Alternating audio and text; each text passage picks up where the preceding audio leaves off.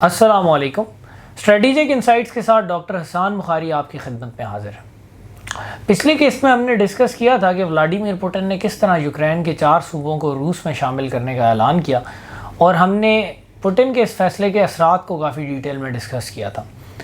آج ہم 3 امپورٹنٹ ملکوں کو ڈسکس کریں گے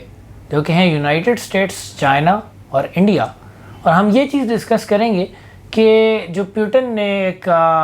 یہ سٹیپس لیے ہیں اس کے نتیجے میں اب ان ممالک کی پالیسیز میں کیا چینجز آئیں گی یا کس طرح کی پالیسی یہ آگے بھی پرسو کریں گے فیوچر میں. سب سے پہلے بات کرتے ہیں یونائٹڈ اسٹیٹس آف امریکہ کی. امریکہ بیسیکلی جو سب سے پہلا ان کا گول ہے اور جو پرائمری کام ہے جس کے لیے انہوں نے یوکرین کی جنگ چھڑوانے میں بہت اہم کردار بھی ادا کیا تھا، وہ یہ ہے کہ وہ چاہتے ہیں کہ رشیا کو یوکرین میں پھنسا کر رکھا جائے، جیسے کہ ایک زمانے میں افغانستان میں سوویٹ یونین کو پھنسا کر اس کے ٹکڑے ٹکڑے کرنے کی راہ ہموار کی گئی تھی. اسی طرح امریکہ چاہتا ہے کہ یوکرین کو رشیا کو یوکرین میں پھنسا لے اور ان کو بے پناہ جانی اور مالی نقصان ان پر انفلیکٹ کیا جائے، جبکہ امریکہ تو جنگ میں ڈائریکٹ پارٹیسپیٹ بھی نہیں کر رہا لیکن نقصان صرف روس کا ہوتا رہے. یا اگر یوکرین کا نقصان ہوتا بھی ہے تو وہ ایک ایکسیپٹیبل کولیٹرل ڈیمیج ہے امریکیوں کے لیے. تو سب سے پہلے تو وہ چاہیں گے کہ زیادہ لمبے عرصے تک جنگ جاری رہے، اور اس حساب سے پوٹن کا یہ سٹیپ جو ہے امریکہ اس کو بہت زیادہ نیگیٹیولی بھی نہیں لے گا اپنے اسٹریٹجک سرکلز میں، کیونکہ اس سٹیپ کے ذریعے جنگ کو مزید لمبے عرصے تک جاری رکھنے کی راہ ہموار کافی حد تک ہو گئی ہے. اور دوسرا سٹیپ جو امریکہ چاہے گا وہ یہ ہے کہ الٹیمیٹلی امریکہ کا گول ہے کہ رشیا سے پوٹن اور اس کے ساتھیوں کی گورنمنٹ کا خاتمہ کر دیا جائے اور ادھر ایک پرو ویسٹرن گورنمنٹ لائی جائے. اور اب پیوٹن کے، جیسے کہ ہم نے پچھلی ایپیسوڈ میں بھی ڈسکس کیا تھا کہ پیوٹن کے ان سٹیپس کے نتیجے میں اب کوئی لیگل یا political change of regime Russia میں ممکن نہیں رہی. اب اگر رشیا میں چینج ہوگی تو ریولوشن یا انقلاب کے ذریعے ہوگی، اور ریولوشن یا انقلاب تبھی آتا ہے یوزلی جب ایک ملک بہت برے حالات میں چلا جاتا ہے یا بہت ڈیسٹیبلائز ہو جاتا ہے، کسی جنگ میں شکست کھا جاتا ہے. تو الٹیمیٹلی امریکہ چاہے گا کہ یوکرین میں ان کو اتنا ایک روس کو ڈیمیج کر دیا جائے، اتنا ذلیل و خوار کر دیا جائے کہ الٹیمیٹلی روسی عوام بھی پیوٹن سے بہت زیادہ متنفر ہونا شروع ہو جائے، اور وہ موقع ہوگا جب امریکہ ایکٹیولی پیوٹن کو ہٹانے کی اور پیوٹن کے خلاف ایک ریولوشن لانے کی کوشش کی کر سکتا ہے.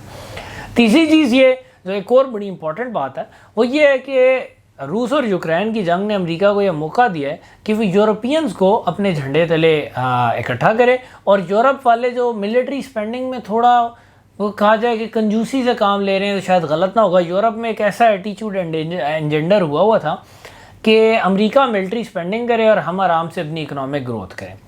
تو وہ ایٹیچیوڈ امریکہ کو، خاص طور پہ صدر ٹرمپ نے اس کے خلاف بڑی باتیں کی کہ نہیں آپ لوگ بھی خرچہ کریں، ملٹری سپینڈنگ بڑھائیں، نیٹو میں ہاتھ ڈالیں. تو اب یہ چیز جو ہے وہ روس کی جنگ کے نتیجے میں امریکہ اس میں کامیاب ہو گیا، اور جرمنی اور فرانس وغیرہ سب نے اپنی ملٹری سپینڈنگ بھی بڑھا دی ہے، انگلینڈ نے بھی بڑھا دی ہے. اور اب جو ہے وہ امریکہ نے نہ صرف یورپینز کو اپنے جھنڈے تلے متحد کر لیا کہ پہلے جرمن جو باتیں کرتے تھے کہ نہیں جی روس سے بھی ٹریڈ کریں گے، اب وہ روس سے ڈیلنگ ہو گئے، بلکہ ان کی ملٹری سپینڈنگ بھی بڑھوا دی ہے کہ ان کو ایک افیکٹو ملٹری پارٹنر کے رول میں امریکہ اپنے ساتھ دیکھنا چاہتا ہے. تو اس طرف امریکہ مزید کوششیں بھی کرتا رہے گا، اور یہ اینیکسیشن کے ذریعے امریکہ کو ایک اور چیز مل گئی ہے جو یورپینز کو بتائے گا کہ یہ دیکھیں جی یہ پری ورلڈ وار 2 دور واپس آ گیا،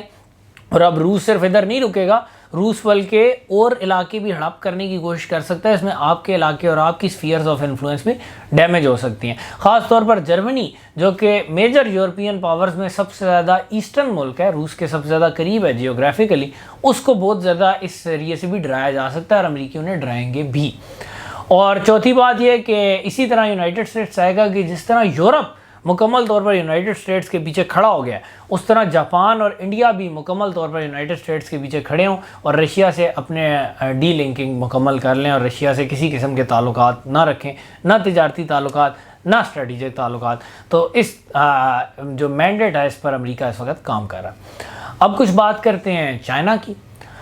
اب چائنا سب سے پہلے تو جہاں ایک طرف امریکہ چاہتا ہے نا کہ پوٹن کو ہٹایا جائے، وہاں چائنا کا ایک گول ہے کہ پوٹن بالکل برقرار رہے، کیونکہ پوٹن چائنا سے فرینڈلی بھی ہے، بہت عرصے سے پوٹن اور چائنا کی ایک پارٹنرشپ بھی چل رہی ہے. پھر Putin represents a strong independent Russia,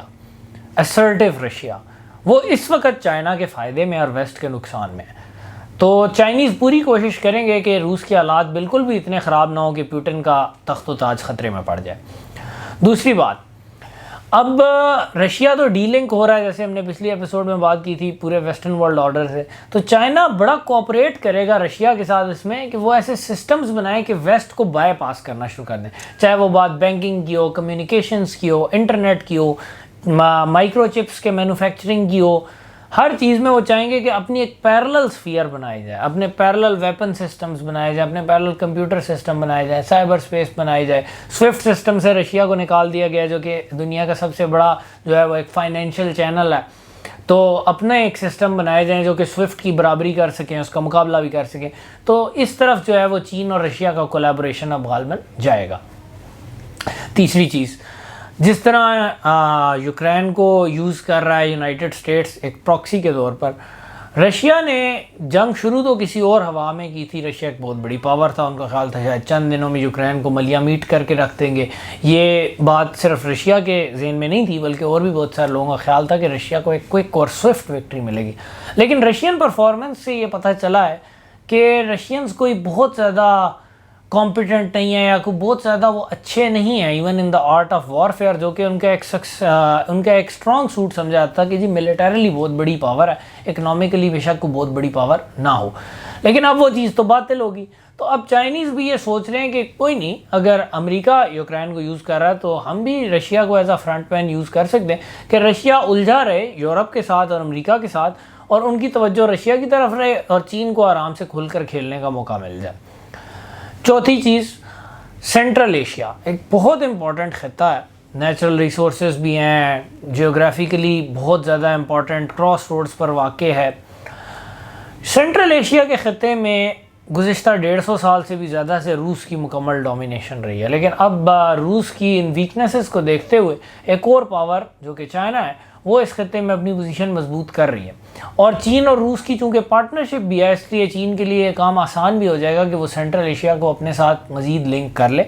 اور چین یہ چاہے گا کہ اگر امریکہ کامیاب بھی ہو جاتا ہے روس کو گرانے میں یا پیوٹن کو گرانے میں، تو اس وقت وہ اس پوزیشن میں ہو کہ ان دیٹ کیس وہ سینٹرل ایشیا کو خود ڈومینیٹ کر لیں، اور ان دیٹ کیس یہ نہ ہو کہ اگر روس پرو ویسٹ کیمپ میں چلا جاتا ہے کسی اینٹی پیوٹن ریولوشن کے بعد، تو سینٹرل ایشیا کو بھی پھر امریکہ یوز کر لے وایا روس چین کے خلاف۔ تو چینی ابھی اسی لیے اپنے انڈیپینڈنٹلی بڑے تعلقات کلٹیویٹ کرنا شروع ہو گئے۔ ابھی ریسنٹلی قازقستان میں جا کر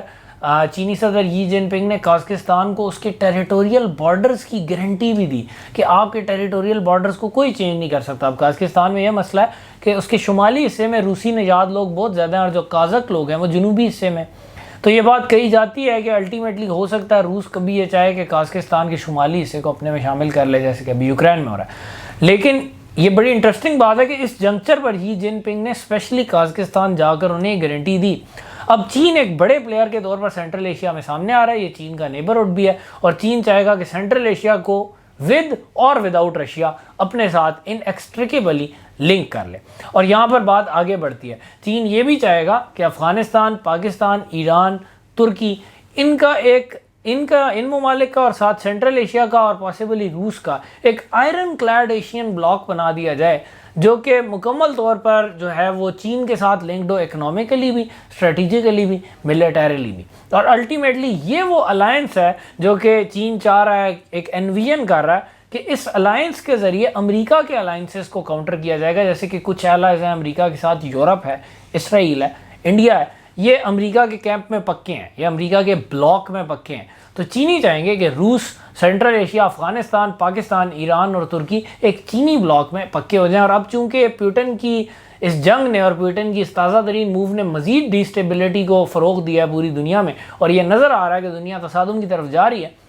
تو اب چینی اس پروجیکٹ پر مزید تندہی سے کام شروع کر دیں گے۔ سینٹرل ایشیا سے لے کر بحیرہ عرب تک وہ چاہ رہے ہیں کہ اپنا ایک بلاک بنا لیا جائے، اور الٹیمیٹلی جو ایک اور ریجنز ہیں، دو اور ریجنز ہیں، مڈل ایسٹ اور افریقہ، یہ وہ ریجنز ہیں جس میں اب کمپٹیشن مزید تیز ہو جائے گا چین اور امریکہ کے درمیان، اور وہ یہ چاہیں گے چینی کہ مڈل ایسٹ کو امریکہ سے، ٹریڈیشنلی مڈل ایسٹ میں امریکہ کا ہینڈ بہت اسٹرانگ رہا ہے، لیکن اب چینی چاہیں گے کہ وہ مڈل ایسٹ میں بھی داخل ہوں، وہ افریقہ میں بھی داخل ہوں، اور اگر وہ مکمل طور پر انہیں اپنے بلاک میں شامل نہیں بھی کر سکتے تو ایٹ لیسٹ اتنی ایک ڈپلومیٹک کوششیں کر لیں کہ یہ ملک یا یہ ریجنز چینیوں سے ہاسٹائل نہ ہو۔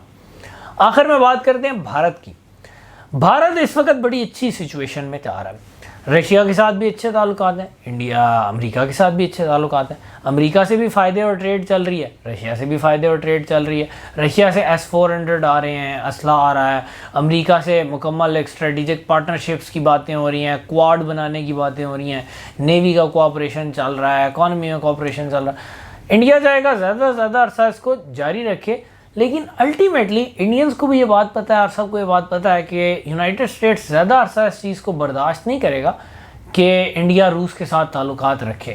اور یہ بات بھی نظر آ رہی ہے کہ امریکہ روس کی نسبت انڈیا کو بہت زیادہ فائدے آفر کر سکتا ہے، اور اسی لیے انڈیا نے اپنا ایک سلو ڈی لنکنگ پروسیس شروع کیا ہوا ہے رشیا سے، جہاں پہلے ان کی 60-70% آرمز امپورٹس رشیا سے ہوتی تھیں، اب ان کی یہ فگر کنسیڈریبلی لیس ہو چکی ہے، رشیا سے اوور آل ان کی نان آرمز ٹریڈ تو بہت ہی کم ہو چکی ہے۔ تو الٹیمیٹلی یہ چیز نظر آ رہا ہے کہ جیسے جیسے رشیا چین کے قریب جاتا جا رہا ہے، انڈیا مزید امریکہ کے قریب جاتا جائے گا، اور سلولی بٹ شورلی انڈیا روس سے اوے ہوتا جائے گا۔ اور آخری بات یہ کہوں گا کہ ایک جو رشیا نے جو اینیکسیشن کیا، جو قبضے کا دعویٰ کیا اور اپنے ملک میں شامل کر لیے ہیں 4 نئے صوبے جو کہ یوکرین کے تھے، اس کے ذریعے پاکستان کے لیے ویزا وی انڈیا ایک بڑی خطرناک سچویشن پیدا ہو گئی ہے۔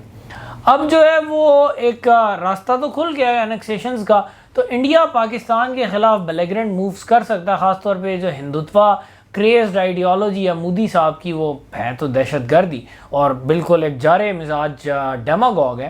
وہ اس طرح سوچ سکتے ہیں، اس طرز پر سوچ سکتے ہیں کہ اگر روس نے کیا تو ہم بھی آزاد جموں کشمیر اور خاص طور پہ گلگت بلتستان میں کارروائی کر سکتے ہیں، اور گلگت بلتستان جو ہے وہ سی پیک کے لیے، چائنا پاکستان اکنامک کوریڈور کے لیے ایک اسینشل حیثیت رکھتا ہے۔ اور دوسری طرف جو انڈیا کا نیا سرپرست ہے، نیا جو ایلا ہے یونائٹڈ اسٹیٹس آف امریکہ، وہ تو چاہتا ہی یہی ہے کہ سی پیک فیل ہو جائے، اور اسی لیے یونائٹڈ اسٹیٹس پاکستان کو ڈی اسٹیبلائز بھی رکھنا چاہتا ہے۔ کبھی وہ امپورٹڈ گورنمنٹیں لے آتے ہیں تاکہ ان کی بیسیکلی خواہش یہ ہے کہ پاکستان میں کوئی اسٹیبل مضبوط انڈیپینڈنٹ گورنمنٹ نہ ہو، کیونکہ یہ بات ہر اس بندے کو سمجھ آ رہی ہے جو معمولی سی بھی اسٹریٹجک سینس رکھتا ہے کہ الٹیمیٹلی لانگ ٹرم میں پاکستان کا اسٹریٹجک مفاد چین کے ساتھ وابستہ ہے۔ تو وہ یہ چاہ رہے ہیں کہ امریکی کہ پاکستان کو ایک اسٹیٹ آف کنفیوژن میں رکھا جائے، اور اس اسٹیٹ آف کنفیوژن میں پھنسے ہوا ملک کے لیے، انڈیا کے لیے تارنے والا بننا مشکل نہیں ہے، اور اگر if the Indian smell an opportunity, تو اب وہ اس اینیکسیشن کے ذریعے جو ایک نیا ماحول اگلے چند سالوں میں دنیا میں کریٹ ہوگا، جس میں بہت ساری چیزیں جو پہلے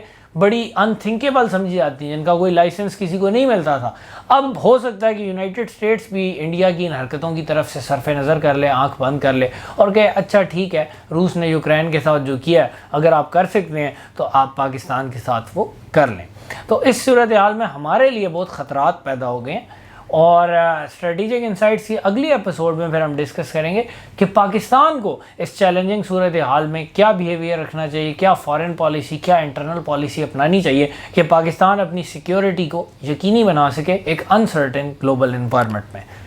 ڈاکٹر حسان بخاری کو اجازت دیجیے، اللہ حافظ۔